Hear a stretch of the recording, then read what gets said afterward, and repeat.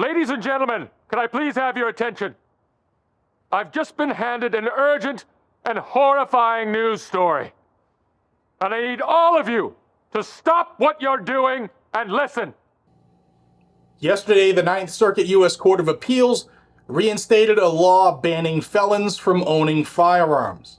In doing so, they agreed to reconsider the constitutionality of a 1968 federal law banning convicted felons from owning guns. This sets aside the previous three-judge panel's ruling that the law violated the right to bear arms, at least for those convicted of non-violent felonies. The majority of the Ninth Circuit's 29 judges voted to refer the issue to an 11-judge panel en banc for a new hearing. That order reinstates the law in the 9 states covered by the court, those being California, Arizona, Nevada, Oregon, Idaho, Montana, Alaska, Hawaii, state of Washington, and also Guam.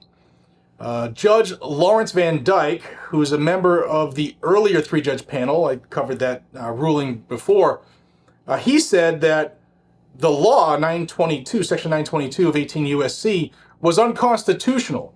He said that the appeals court was, quote, doing its best to subvert the Supreme Court's approach to firearms cases. He's very right. The Ninth does that a lot. With more than 350 million firearms in the United States, the time has never been better to learn how to be a gunsmith. Sonoran Desert Institute offers online firearms technology education with hands-on labs and materials shipped right to your door. Course topics range from armorer's classes to shooting sports management, ballistics, gunsmithing, more, a lot more, drones as well. Get your education and turn your passion for firearms into a successful career. Check out sdi.edu/GNG to get started today. Now, this case involved a Los Angeles County man named Stephen Duarte, who threw a handgun out of a car window and was subsequently found to have 5 previous felony convictions. None of them were violent, all non-violent felonies. He was sentenced to 51 months in federal prison under that law, which provided a maximum punishment of 10 years or 15 years for those with records of violence. He appealed his decision based off of the Supreme Court's 2022 New York State Rifle and Pistol Association versus Bruin ruling that struck down New York's law prohibiting carrying concealed firearms outside of the home unless an individual could show a special need for self-defense.